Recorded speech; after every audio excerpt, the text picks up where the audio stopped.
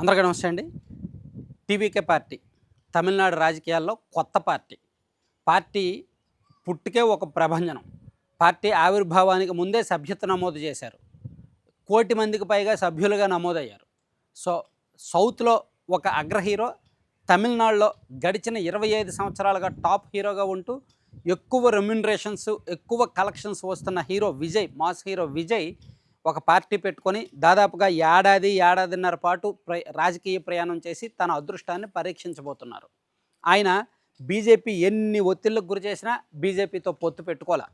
మేము బీజేపీతో సైద్ధాంతిక విరుద్ధం, డీఎంకేతో రాజకీయ వైరం, సో 2 పార్టీలకు మేము సమదూరం, సో మాకు మేమే ప్రభుత్వాన్ని స్థాపిస్తాం, మాకు మేమే ఎన్నికల్లో గెలుస్తాం అని చెప్పి చాలా నమ్మకంగా ఆయన ఎన్నికల్లోకి వెళ్ళారు. దీనికి తన సర్వం ధారపోస్తున్నారు, తన కష్టం మొత్తం ధారపోస్తున్నారు, విపరీతంగా డబ్బులు ఖర్చు పెడుతున్నారు.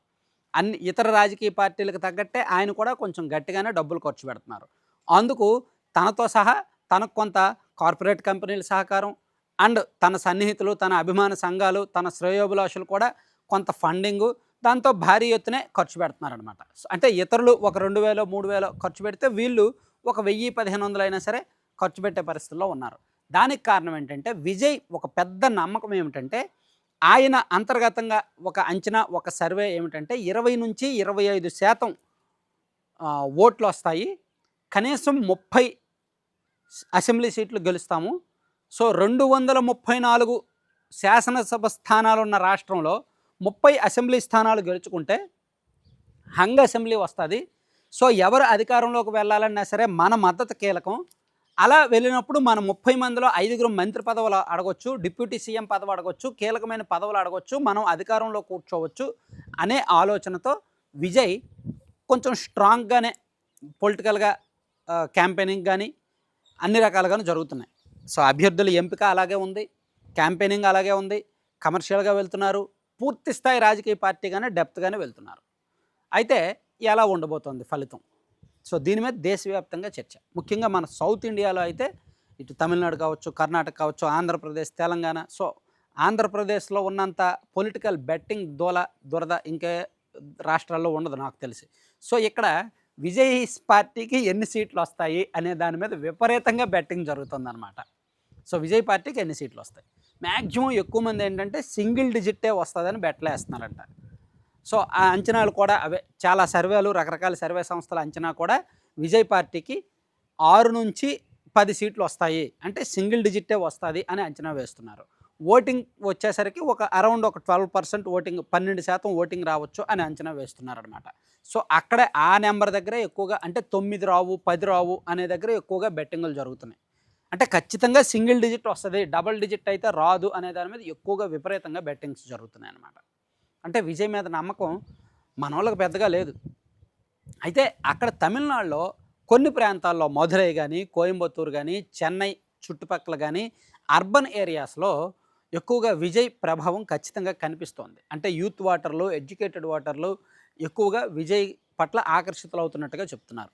అయితే ఒకటి మాత్రం నిజం, ముక్కోన పోటీ జరుగుతున్నప్పుడు ఒక నియోజకవర్గంలో 2 లక్షల ఓట్లు ఉండి 1,80,000 ఓట్లు పోలైనప్పుడు ఆ నియోజకవర్గంలో గెలవాలి అంటే కనీసం 70,000 ఓట్లు రావాలి. సో విజయ్కి ఎన్ని నియోజకవర్గాల్లో ఆ 70,000 ఓట్లు తెచ్చుకునే సత్తా ఉంది? ఉండొచ్చు కాక 25%, 25% ఓట్ బ్యాంక్ ఉంటే ఉండొచ్చు కాక. అంటే 30,000 40,000 వస్తే చాలదు, 70,000 రావాలి. అంటే గెలవడానికి కావాల్సినన్ని ఓట్లు రావాలి. ఇప్పుడు 2019 ఎన్నికల్లో ఆంధ్రప్రదేశ్లో జనసేన పరిస్థితి ఏమైంది? చాలా చోట్ల వాళ్ళకి మంచి ఓట్లే వచ్చాయి, 30,000 35,000 ఓట్లు వచ్చాయి.